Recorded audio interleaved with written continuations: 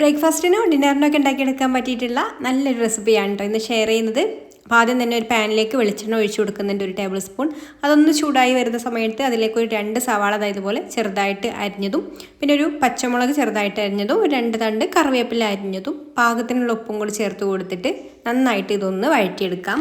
സവാളയൊക്കെ ഇതുപോലെ അങ്ങ് വാടിക്കഴിഞ്ഞാൽ പിന്നെ ഇതിലേക്ക് 1 ടീസ്പൂണ് ഇഞ്ചി വെളുത്തുള്ളി പേസ്റ്റും കൂടി ചേർത്ത് കൊടുത്തിട്ട് വഴറ്റിയെടുക്കുന്നുണ്ട്. അതിൻ്റെ ആ ഒരു പച്ച ടേസ്റ്റൊക്കെ ഒന്ന് മാറി വരുന്നത് വരെ വഴറ്റിയെടുക്കുക കേട്ടോ. അപ്പോൾ ഇതുപോലെ അങ്ങ് വഴറ്റിയെടുത്തതിന് ശേഷം ഇനി നമുക്കിതിലേക്ക് മസാലകളൊക്കെ ചേർത്ത് കൊടുക്കാം. 1/2 ടീസ്പൂൺ മഞ്ഞൾപ്പൊടിയും 1.5 ടീസ്പൂണ് മുളക് പൊടിയും. ഞാൻ കാശ്മീരി മുളക് പൊടിയാണ് കേട്ടോ എടുത്തിട്ടുള്ളത്. എരിവുള്ള മുളക് പൊടിയാണെന്നുണ്ടെങ്കിൽ അതിനനുസരിച്ചിട്ട് എടുത്താൽ മതി.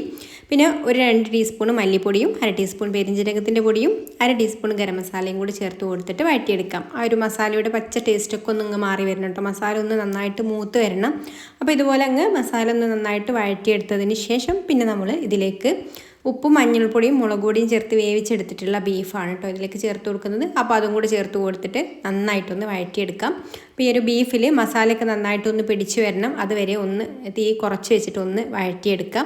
പിന്നെ ബീഫിൽ വെള്ളം ഉണ്ടെങ്കിൽ അവർ വെള്ളത്തോട് കൂടിയിട്ട് തന്നെ ചേർത്തിട്ട് അതൊന്ന് അങ്ങ് വറ്റിച്ചെടുത്താൽ മതി കേട്ടോ.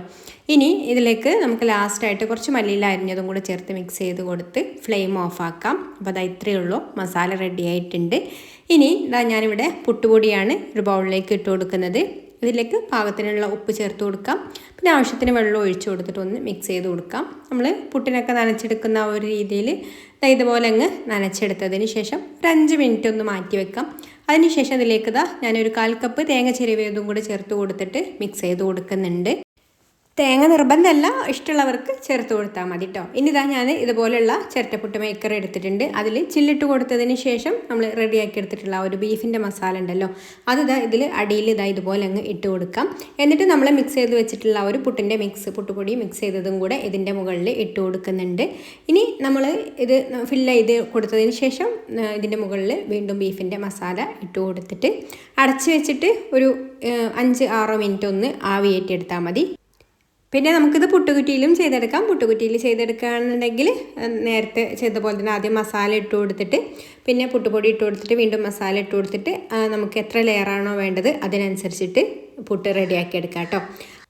അപ്പോൾ ഇറച്ചിപ്പുട്ട് ഇവിടെ വെന്ത് വന്നിട്ടുണ്ട്. നല്ല സോഫ്റ്റ് ആയിട്ടുള്ള പുട്ടാണ്. അപ്പോൾ നമ്മൾ സാധാരണ പുട്ടും ബീഫ് കറിയൊക്കെ ഉണ്ടാക്കുന്നതിന് പകരം ഇടയ്ക്കൊക്കെ ഇതുപോലെ ഒരു മാറ്റത്തിന് വേണ്ടിയിട്ട് തയ്യാറാക്കി എടുക്കാൻ പറ്റിയിട്ടുള്ള നല്ലൊരു ഇറച്ചിപ്പുട്ടിൻ്റെ റെസിപ്പിയാണ് കേട്ടോ ഇത്. ഇതിലേക്ക് വേറെ കറിയൊന്നും വേണ്ട, ഈ ഒരു മസാല കൂട്ടിയിട്ട് അങ്ങനെ കഴിക്കാം. ചൂടോട് കൂടിയിട്ട് തന്നെ കഴിക്കുകയാണെന്നുണ്ടെങ്കിൽ നല്ല ടേസ്റ്റാണ്.